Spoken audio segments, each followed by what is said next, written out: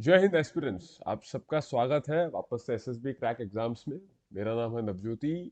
आज हम डिस्कस कर रहे हैं फिजिक्स में यूनिट्स एंड मेजरमेंट्स पर 15 ऐसे इंपॉर्टेंट एमसीक्यूज जिनके थ्रू आप सारे कॉन्सेप्ट्स एक बार में रिवाइज कर लेंगे।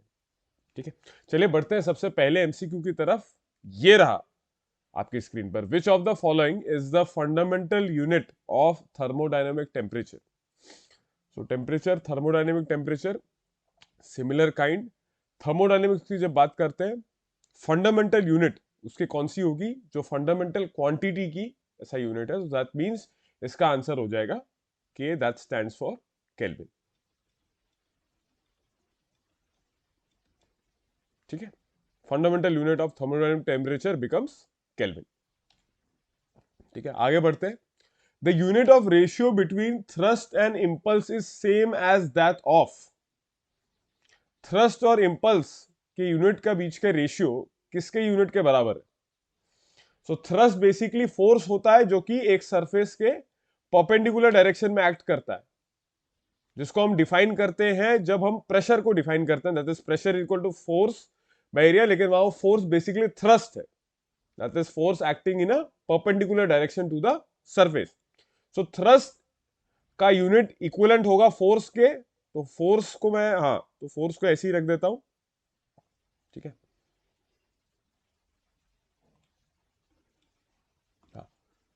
थ्रस्ट डिवाइडेड बाय इंपल्स के लिए पूछा है आपसे, है ना? ओके, सो आप उसे, इसको ऐसे लिखिए कि सेम टर्म्स आए आपके पास। So thrust can be in general written as such as force. Why? क्योंकि यूनिट्स के फॉर्म में हमें लिखना है, तो मैं उसे फोर्स लिख सकता हूं, हालांकि वो परपेंडिकुलर फोर्स होता है to the surface. Impulse will be force multiplied by जो छोटा टाइम टी के लिए एक्ट करता है। ठीक है, तो आपके जो टर्म्स है वो किस तरीके से है, परपेंडिकुलर डायरेक्शन में है, छोटा टाइम है, इससे कोई लेना देना नहीं, because we are concern only with the unit. तो जस्ट उस टर्म को आप लिख दीजिए। अब आप देखिए यहां पर आपने ऊपर फोर्स को और आगे मास इनटू एक्सेलरेशन क्यों नहीं लिखा? क्योंकि नीचे डिनोमिनेटर में मास या एक्सेलरेशन कहीं नहीं है, क्योंकि हमें सेम टर्म्स लाके रेशियो में हमको कैंसिल करना होता है। तो यहां से फोर्स और फोर कैंसिल हो जाएगा। यस, क्या बचा आपके पास? One upon time. One upon time किसके लिए यूनिट रह जाता है? तो दैट मीन्स यूनिट इसका रह जाएगा पर सेकेंड, और पर सेकेंड अलग से हर्ट्ज भी कहलाता है। हर्ट्ज किसका यूनिट है? फ्रीक्वेंसी। हर्ट्ज किसका यूनिट है? फ्रीक्वेंसी। तो इस तरीके से आपने सॉल्व कर लिया। तो जब भी आपको दो यूनिट, दो फिजिकल क्वांटिटी दी हो, उनके बीच का यूनिट का रेशियो पूछा हो और वो किस यूनिट, सॉरी, किस क्वांटिटी के बराबर होता है, तो आप इस तरीके से उसे लिखिए रेशियो में कि सेम टर्म्स है। जैसे यहां पर मैं थ्रस्ट को फोर्स लिखा, फोर्स को आगे कुछ नहीं लिखा आपने। हाँ, नीचे अगर इंपल्स की जगह कुछ और ऐसा पैरामीटर होता जहां पर मास एक्सेलरेशन कहीं आ रहा होता, तो मैं ऊपर थ्रस्ट फोर्स को मास इंटू एक्सेलरेशन फॉर्म में लिख देता। ठीक है, क्योंकि मुझे सिर्फ यूनिट से मतलब है, किस टाइप का फोर्स लगता है, टाइम कितनी देर तक लगता है, जो नीचे इंपल्स में लिखा है उससे कोई खास लेना देना। ठीक है, आगे बढ़ा जाए। ठीक है, इसका आंसर हो गया frequency. The smallest value which is measured using an instrument is known as. सबसे छोटी वैल्यू जो एक इंस्ट्रूमेंट से मेजर की जा सकती है वो कौन सी होगी? Absolute count, precision, accurate count या लीस्ट काउंट? तो नाम से ही समझ में आ रहा है, it is called as least count.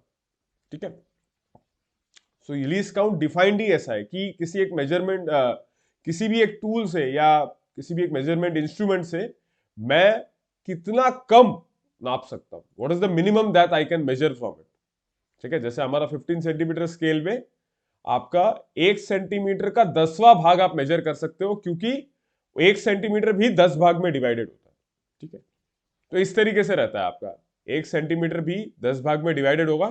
तो लीस्ट काउंट आप देखिए आपका हो जाता है फिर 1 centimetre divided by how many division are there, so 10। So ये हो गया 0.1 सेंटीमीटर। ये हो गया इसका लीस्ट काउंट, कि सबसे कम मैं इतना मेजर कर सकता हूं, या इसको आप 1 मिलीमीटर भी लिख सकते हैं। तो इसका आंसर हो गया लीस्ट काउंट। ठीक है, आगे बढ़ा जाए। चलिए अगला प्रश्न। Which of the following is not a physical quantity? Density, momentum, work या kilogram? So density, momentum, work ये सब फिजिकल क्वांटिटीज है। ठीक है, डिफरेंस आपको बस क्लियर रखना है। यूनिट्स और क्वांटिटी के बीच, ठीक है। डेंसिटी, मोमेंटम, वर्क, ये सब क्वांटिटीज है। किलोग्राम जो है वो मास का यूनिट है। तो इसका आंसर क्या हो गया फिर? Kilogram. It's not a physical quantity, it's a unit, ठीक है। तो आंसर इसका रहा किलोग्राम, ठीक है। चलिए आगे बढ़े। अगला प्रश्न, light year is a unit for measurement of. तो लाइट ईयर कैसे डिफाइंड रहता है? ये उस टाइम, जैसे देखने में तो लग रहा है कि light year is basically a time, unit for a time, लेकिन ये डिफाइंड ऐसा है कि कितना डिस्टेंस लाइट अपनी स्पीड, दैट इज 3 × 10⁸ मीटर पर सेकेंड से एक साल में ट्रेवल करता है। तो this is basically equal to 1 light year is equal to, how it is defined is, ठीक है, speed of light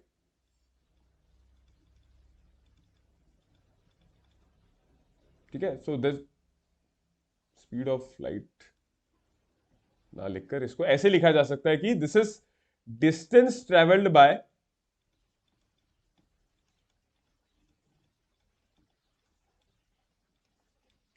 light in 1 year. एक साल में वो कितना ट्रेवल करेगा लाइट, वो डिस्टेंस कहलाता है 1 लाइट ईयर, ठीक है। सो इसमें फिर 3 × 10⁸ मीटर पर सेकेंड आ गया। अब एक साल को आपको सेकेंड में कन्वर्ट करना है, तो उतना मीटर्स होगा आपका 1 लाइट ईयर। तो ये आपका आ जाएगा, एवरेजली आपने 365 ले लिया, multiplied by 24 hours each day, multiplied by 60 minutes each day, multiplied by 60 seconds each day. तो ये आप जब मल्टीप्लाई कर देंगे इस पूरे फैक्टर को, ये सारे नंबर्स को, तो जो आपके पास आंसर आएगा, this is the distance in metres that is traveled by light in 1 year. So 1 light year is a unit for measuring very large distances, not small time interval, small तो होगा ही नहीं। Age of universe, age of universe भी basically क्या है? Time के लिए आप बता रहे हो। टेम्परेचर का तो कोई खास यहाँ, टेम्परेचर का तो कोई कनेक्शन ही नहीं है। अच्छा, या तो डिस्टेंस हो सकता है या टाइम हो सकता है। टाइम क्यों नहीं हुआ? क्योंकि भले ही देखने में वहां पर लिखा है लाइट ईयर, ईयर लिखा है, टाइम हो सकता है लेकिन नहीं है टाइम। एक साल में डिस्टेंस कितना ट्रेवल करता है लाइट, वो है बेसिकली लाइट ईयर। तो इस तरीके से आप सॉल्व करके बता सकते हैं कि अच्छा, ये डिस्टेंस का एक यूनिट है and it is used for measuring very large distances. Planets के बीच में, स्टार्स के बीच का डिस्टेंस मेजर करने के लिए हम लाइट ईयर का इस्तेमाल करते हैं। तो it's a practical unit for measuring distances. अच्छा, वेरी लार्ज डिस्टेंस, ठीक है। आगे बढ़े। What is the unit of force in CGS units? CGS unit मतलब लेंथ के लिए सेंटीमीटर, जी स्टैंड्स फॉर या मास के लिए ग्राम, और टाइम के लिए सेकेंड्स, ठीक है। अच्छा, तो आप पहले फोर्स देख लीजिए कि एसआई यूनिट में क्या होता है। तो एसआई यूनिट में तो हम न्यूटन लिखते हैं, और न्यूटन में फिर मैं इसका फॉर्मूला जो होता है फोर्स का, वो पहले लिख देता हूं। Mass multiplied by acceleration, Newton second law. तो मास के लिए मैं यूनिट कॉरस्पॉन्डिंगली लिखूं तो केजी, और एक्सलरेशन के लिए हो जाएगा मीटर पर सेकेंड स्क्वायर। अब इसको आप सीजीएस में देखें, क्योंकि जो आपके पास एबीसी ऑप्शंस है उसमें सीजीएस यूनिट्स जो दिए हुए हैं वो किसी और जैसे न्यूटन है उसके फॉर्म में नहीं बोला है, कोई एक सिंपल नंबर नहीं है। आपको डायरेक्टली मास, डिस्टेंस या टाइम उस फॉर्म में एक्सप्रेस करना है। तो ये फिर हो जाएगा, केजी की जगह आ जाएगा ग्राम, मीटर की जगह आ जाएगा सेंटीमीटर, और सेकंड वैसे ही रहेगा। तो ये आपका यूनिट बन गया इन सीजीएस, ठीक है। ग्राम सेंटीमीटर पर सेकेंड, या सेंटीमीटर पर सेकेंड स्क्वायर, और इसी को डाइन भी बोलते हैं, DYN, ठीक है। जैसे एसआई में आपने केजी मीटर पर सेकेंड स्क्वायर को न्यूटन बोला, वैसे ही सीजीएस में gram centimetre per second square या force in CGS units in is called as dyne, that is basically gram centimetre per second square.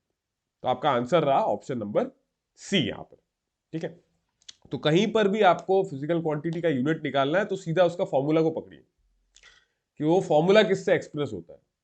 उस फॉर्मूला से फिर आप उसमें हर एक फॉर्मूला में जो भी आपका मास आ रहा है, एक्सेलरेशन आ रहा है, स्पीड आ रहा है, एनीथिंग इज कमिंग इन, वहां पर फिर आप एक एक के लिए आप यूनिट्स पुट करते जाइए और सॉल्व करिए, और फाइनल जो यूनिट आया वो आपका गिवन फिजिकल क्वांटिटी का यूनिट बन गया। ठीक है, ओके। ग्राम सेंटीमीटर पर सेकेंड स्क्वायर इसका यूनिट रहा फोर्स का सीजीएस यूनिट्स में। आगे बढ़ा जाए, डायमेंशंस, तो ये भी यूनिट्स को ही बोला जाता है, यूनिट्स को ही डायमेंशंस भी बोला जाता है। Of kinetic energy is the same as, हालांकि there is some difference between exactly units and dimensions, लेकिन फॉर क्वेश्चन पर्पसेस जब आप क्वेश्चन सॉल्व कर रहे हैं तब कहीं अगर आपको डायमेंशन दिखे तो आप उसको यूनिट समझ लीजिए। ठीक है, of kinetic energy is the same as, तो जब भी हम एनर्जीज को डिराइव करते हैं फिजिक्स में, तब ये सीधी सी बात होती है कि हम वहां पर वर्क डन कैलकुलेट करते हैं, तो यूनिट्स भी जो है वो सेम होती है। सो दिस काइनेटिक एनर्जी का dimension should be the same with work, और दोनों की ही यूनिट्स रहती है आपकी जूल्स। ठीक है, ये यूनिट है। ठीक है, डायमेंशन बेसिकली क्या हो जाता है कि आप किस तरीके से उसको लिखते हैं, कि केजी या मतलब मास, लेंथ और डिस्टेंस एंड टाइम, और बाकी जो भी फंडामेंटल आपके पास क्वांटिटीज है 7 प्लस जो 2 सप्लीमेंट्री, उस फॉर्म में आप कैसे एक्सप्रेस करते हैं, दैट इज बेसिकली डायमेंशंस। लेकिन solving questions you understand it just like units, और फिर आप देखेंगे कि सॉल्व आराम से होंगे आपके क्वेश्चंस। ठीक है, तो इसका आंसर हो गया वर्क। चल आगे बढ़ा, the unit of specific resistances, तो स्पेसिफिक रेजिस्टेंस बेसिकली आपका इलेक्ट्रिसिटी में जो टर्म है दैट इज बेसिकली रेजिस्टिविटी, और रेजिस्टेंस और रेजिस्टिविटी कनेक्टेड है कैसे, R is equal to rho L by, ये रो है आपका रेजिस्टिविटी। ठीक है, तो इसको आप फॉर्मूला से ऐसे लिख सकते हैं आप, R into A by L. ठीक है, R का आपके पास यूनिट पता है आपको, this is resistance and its unit is ohm. ठीक है, multiplied by area in SI will be metre square divided by metre, क्योंकि आपके जो ऑप्शंस है वो उसी फॉर्म में, ओम मीटर इस फॉर्म में। अब यहां से सॉल्व कर लीजिए, तो ये हो जाएगा ओम मीटर, तो आपका आंसर हो गया ऑप्शन नंबर बी, ओम मीटर। ठीक है, तो बस फॉर्मूला आपको ध्यान रखना है। ठीक है, ऐसा फॉर्मूला जिसमें बाकी जो उसमें टर्म्स है उनके यूनिट्स आपको पता हो, और फिर आप सॉल्व कर ले। हालांकि रेजिस्टेंस जो है यहां पर आपने जो ओम लिखा, this is not in a fundamental unit, ये फंडामेंटल यूनिट के फॉर्म में नहीं है। फंडामेंटल यूनिट में ये क्या हो जाएगा, जैसे हम रेजिस्टेंस को लिखते हैं V by I, voltage upon current, तो करंट आपका एम्पियर हो गया, वोल्टेज को फिर आपको एम्पियर फॉर्म में और वर्क डन पर चार्ज और उस फॉर्म में आपको एक्सप्रेस करके वहां से आप फिर जो मैंने अभी जस्ट लास्ट क्वेश्चन आपको बताया डायमेंशन फॉर्म में लाके फिर आप सॉल्व करते हैं, लेकिन यहां उसकी जरूरत नहीं पड़ी बिकॉज ऑप्शंस में ओम था। ठीक है, आगे बढ़ते हैं। What is the unit of luminous intensity, तो 7वां जो फंडामेंटल क्वांटिटी है वो होता है ल्यूमिनस इंटेंसिटी। 6 तो हमें पता ही थी, जिसमें मोल, केजी, मीटर ये सब आता था, तो इसकी जो यूनिट होती है वो होती है कैंडेला सीडी। ठीक है, डायरेक्ट याद रखना है आपको इसे, कैंडल। ठीक है, आगे बढ़े, which among the following is a supplementary fundamental unit, unit का, तो 7 तो हमने पढ़े थे, क्वांटिटीज की बात कर रहा हूं, 7 क्वांटिटीज हमने पढ़ी थी, जिसमें mass, time, temperature, amount of substance, ये सब, ल्यूमिनस इंटेंसिटी जो अभी पढ़ा वो सब था। सप्लीमेंट्री में 2 चीजें थी, एक था प्लेन एंगल और एक था सॉलिड एंगल। दोनों की यूनिट्स में आपको बता देता हूं, ये भी याद रखनी है, इसकी यूनिट होती है रेडियन, ये तो क्लियर ही था। ठीक है, ये सर्कल अगर फॉर्म में आपने पढ़ा है जहां पर arc length is connected with the angle that is subtends at the centre of circle, तो उसका यूनिट रेडियन होता है। तो यहां पर भी सप्लीमेंट्री फंडामेंटल यूनिट, क्योंकि एम्पियर, सेकंड और किलोग्राम ये सब मेन आपके कोर 7 के यूनिट्स है, तो रेडियन आपका आंसर हो जाएगा। सॉलिड एंगल का होता है यूनिट स्टेरेडियन, तो याद करने में भी इजी है, एक का रेडियन याद रखा, उसके आगे STE वर्ड लगा दिया तो स्टेरेडियन आ गया। ठीक है, तो यहां ऑप्शन में रेडियन ही था तो रेडियन पे टिक मार। ठीक है, ओके, आगे बढ़े, चलिए, विच of the following is a system of unit, तो हमने पढ़ा था CGS, MKS। ठीक है, तो CJS है तो ये नहीं है, MKP, SMS ये तो कोई सिस्टम ऑफ यूनिट नहीं है, ठीक है। तो ऑप्शन नंबर डी एलिमिनेट करके आ रहा है, और वैसे भी हमें पता है FPS is system of unit where F stands for foot, that is length, P stands for pound, that is for mass, and S stands for second, that is time, ठीक है। FPS सिस्टम ऑफ यूनिट्स, ठीक है। Okay, आगे बढ़ा जाए। अगला प्रश्न, SI unit of work is, SI unit of work, ampere, volt, ये सब इलेक्ट्रिसिटी से लेना देना है इसका, ठीक है। और ये वर्क के SI यूनिट्स नहीं है, अर्ग्स और joules. So joules is the SI unit, ergs जो है वो CGS यूनिट्स में आता है, जहां आप उसे ग्राम, सेंटीमीटर और सेकंड के फॉर्म में एक्सप्रेस करते हैं, वो उसका वहां यूनिट बन जाता है, CGS यूनिट आपका अर्ग्स बन जाता है। जैसे फोर्स के लिए मैंने डाइन बताया था, जैसे वर्क इन CGS बिकम्स अर्ग्स, और SI यूनिट रहता है जूल्स, ठीक है। और यही SI यूनिट आपका काइनेटिक एनर्जी, पोटेंशियल एनर्जी, इन सब का भी, कोई भी एनर्जी का unit and work unit, SI unit would be joules, ठीक। चलिए, density of a cubic material is in SI units, is 128 kg per meter cube. In certain units, the edge length is 25 centimeter and mass is 50 grams. Then the numerical value of the density of material in this system of units is. तो आपको एक system of unit दिया हुआ, that is SI, SI में आपका वही kg per meter cube, 128 kg per meter cube. दूसरा एक system of unit है, ठीक है, उसमें कुछ सेंटीमीटर और मास आपको ग्राम में दिया है। तो आप कंफ्यूज नहीं होना है आपको, ये CGS यूनिट हो भी सकता है और नहीं भी हो सकता है। जस्ट बिकॉज आपने मास का वो दे दिया doesn't mean it becomes CGS units, ठीक है। अच्छा, then the numerical value of the density material in this system of units, this can be different as well, ठीक है, क्योंकि वो ऐसा हो सकता है कि 10 सेंटीमीटर को मैं 1 मान के चल रहा हूं, ऐसा हो सकता है, ठीक है, इस दूसरे सिस्टम में। और ऐसे आप कितने भी सिस्टम ऑफ यूनिट्स बना सकते हैं, ठीक है। सो आप यहां क्या करेंगे, पहले 25 सेंटीमीटर और 50 ग्राम को यूज करके डेंसिटी निकालिए, ठीक है। अच्छा, सो density in this system of units in new system of units, ये आपका क्या हो जाएगा, ये आपका हो जाएगा 50 ग्राम्स है मास, सो मास को 50 ग्राम्स ही रखते हैं, divided by density, sorry volume, so 25 cube, और यहां आ जाएगा सेंटीमीटर क्यूब, ठीक है। बेटर तरीका क्या होता है लिखने का, 25 centimetre whole cube, okay done. चलिए, इसको थोड़ा सा और सॉल्व कर सकते हैं क्या, देख लेते हैं। 25 इंटू 25 इंटू 25, और यहां लिख दीजिए ग्राम पर सेंटीमीटर क्यूब, ठीक है।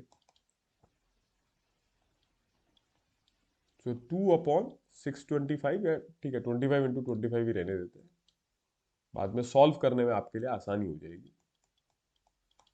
ग्राम पर सेंटीमीटर, ठीक है। ओके, ये हो गया नए सिस्टम ऑफ यूनिट्स में।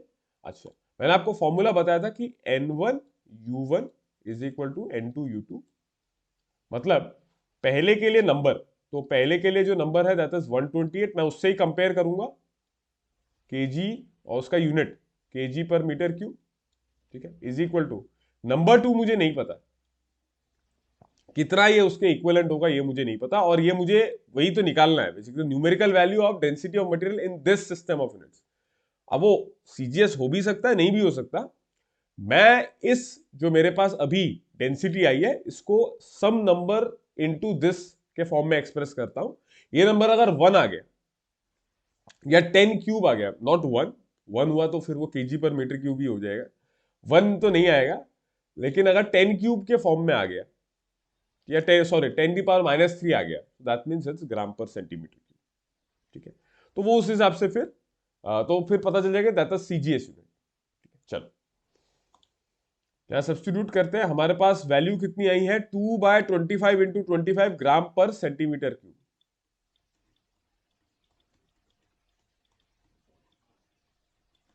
अब आप सॉल्व करके N2 निकालिए, क्या वैल्यू आएगी उससे फिर क्लियर होगा कि अच्छा सीजीएस है नहीं है या कोई दूसरा वो है, लेकिन आंसर जो है वो ये N2 के बराबर है, the numerical value that is equivalent here. तो N2 is equal to 128 into 25 into 25 divided by 2 into KG. देखिए सिमिलर सेट ऑफ यूनिट्स को एक दूसरे के नीचे लाइए, ठीक है।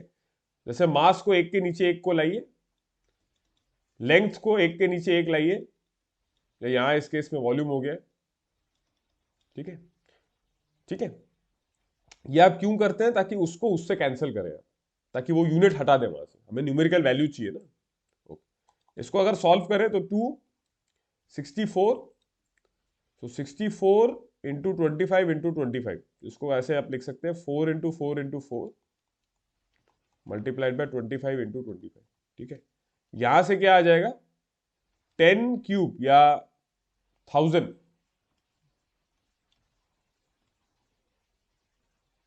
1000 ग्राम अपॉन ग्राम या 1 ग्राम लिख दिया, ठीक है, इंटू यहां ऊपर सेंटीमीटर क्यूब हो जाएगा, नीचे मीटर क्यूब। इस पार्ट को अगर मैं सॉल्व करूं अलग तो इसको लिखा जा सकता है centimetre cube by metre cube. अच्छा, फिर ऊपर रहने देते हैं सेंटीमीटर क्यूब, ठीक है। नीचे क्या लिखा जा सकता है 100 centimetre, 1 metre is 100 centimetre, 100 centimetre. Metre को आप 1 मीटर भी लिख सकते हो, कोई प्रॉब्लम नहीं है, 1 इंटू मीटर 100 सेंटीमीटर क्यूब। अच्छा, अब ये क्या हो जाएगा centimetre cube centimetre cube cancel हो गया, 1/10⁻⁶ हो जाएगा, 10⁻⁻6। ये 10 स्क्वायर है, 10 स्क्वायर क्यूब, सो 10⁻⁶, ऊपर गया तो 10⁻⁻6। यहां क्या हो जाएगा ये देखिए, तो यहां इसका मतलब metre to the power -3 by centimetre to the power -3 will give you 10 to the power -6, ठीक है। उसकी वैल्यू वही आ गई, ठीक है। ऊपर से सेंटीमीटर क्यूब ये कैंसिल हो जाएंगे, ओके डन। सो यहां से आपके लिए मल्टीप्लीकेशन इजी हो जाएगा, 4 इंटू 25, 4 इंटू 25, 100 इंटू 100 यानी कि 10⁻⁴ मल्टीप्लाइड बाय एक 4 आपका रह गया, ठीक है, एक 4 आपका रह गया, मल्टीप्लाइड बाय 1 और 1000 में ग्राम और ग्राम चला गया, 10 क्यूब आ गया, ठीक है, इंटू 10⁻⁻6। तो ये हो जाएगा देखिए 10 to the power 4 plus 3 minus 6, so 4 into 10⁻1, so this gives you 40। So ये आपका आंसर होगा, ठीक है। तो जस्ट यही फॉर्मूला पे ध्यान रखना है, N1U1 is equal to N2U2। तो ये तो क्लियर हो गया कि 40 आया, मतलब ये जो दूसरा सिस्टम ऑफ यूनिट है ये सीजीएस नहीं है, ठीक है, ओके। चलिए, तो यही था क्वेश्चन। आपको एक सिस्टम ऑफ यूनिट्स में आपको सीधा ऐसा ही बोला हुआ है, वो that is 128 kg per metre cube. In other some system उसमें एज लेंथ और मास दिया हुआ है, तो उससे आपने डेंसिटी निकाल ली, बट ये इक्विवेलेंट कितना होगा इस सिस्टम ऑफ यूनिट्स में वो निकालने के लिए आपने N1U1 इक्वल टू N2U2 लगा दिया, और उससे फिर सॉल्व करके निकाल दिया आंसर। तो आपको दूसरे सिस्टम ऑफ यूनिट्स में पता चला कि ये 40 times this new system of units is what is equal to 128 kg per metre cube, ठीक है, ओके। चलिए आगे बढ़ा जाए, ठीक है। तो इस तरीके से आंसर आपका आ गया 40। अच्छा, smallest unit of length is, सबसे छोटी यूनिट लेंथ की क्या है? तो सबसे छोटी की तरफ अगर बात करी जाए तो ये एटॉमिक स्केल पे चले गए आप, कि एटम्स के अंदर जहां मेजरमेंट की जरूरत पड़े, चाहे वो रेडियस हो, दो एटम्स के बीच का डिस्टेंस हो, वो सब। सो माइक्रोमीटर जो होता है वो नहीं रहता। एंगस्ट्रॉम इज बेसिकली 10⁻⁻10, ये भी यूज होता है लेकिन ये स्मॉलेस्ट नहीं है, ठीक है। नैनो इज 10⁻⁻9 और फर्मी इज 10⁻⁻15, ठीक है। तो फैक्टर्स के फॉर्म में आपको याद रखना, तो ये सबसे स्मॉलेस्ट हो जाएगा। माइक्रोमीटर होता है 10⁻⁻6 मीटर, तो आप देखिए 10⁻⁻15 इज द स्मॉलेस्ट, नेगेटिव में सबसे बड़ा number, that has to be the smallest, so fermi metre आपका आंसर होगा, ठीक है, ओके। आगे बढ़े, अगला सवाल, electron volt is the unit of. So electron volt basically एक यूनिट है एनर्जी का, और ये बताता है, जैसे आपने पढ़ा था कि voltage is equal to work done in carrying the charge by the charge, the quantity of charge, ठीक है। यहां से work done can be written as voltage multiplied by the charge. तो अगर मैं energy, this can be equivalent to energy for 1 volt moving with 1 coulomb of charge, not 1 coulomb basically. This is 1.6 into 10 to the power minus 19 coulombs. That is the charge on an electron.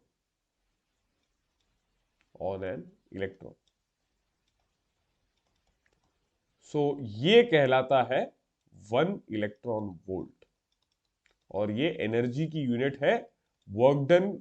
यहां पर जो work है that can be considered equivalent to the energy. ये energy कहलाता है 1 electron volt, जहां पर voltage 1 volt के अंदर 1 इलेक्ट्रॉन मूव करे, जहां उसका चार्ज जो है वो आपको पता है 1.6 इंटू 10 की पावर माइनस 19 होता है। तो this is what is 1 electron volt, और ये इक्विवेलेंट रहता है किसके, उस वर्क के, और उसका यूनिट रहता है एनर्जी। ठीक है, तो चलिए ये थे कुछ एमसीक्यूज जिनके थ्रू यूनिट्स एंड मेजरमेंट को रिवाइज करवाने की मैंने कोशिश करी। Thank you so much for watching in, and जय हिंद। अगर आप एक डिफेंस एस्पिरेंट हैं और SSB interview, NDA, CDS, AFCAT जैसे एग्जाम्स के लिए प्रिपेयर कर रहे हैं, तो आप एसएसबी क्रैक एग्जाम्स के कोर्स को चेक करना ना भूलें। आप हमारी लर्निंग एप्लीकेशन को गूगल प्ले स्टोर से भी डाउनलोड कर सकते हैं।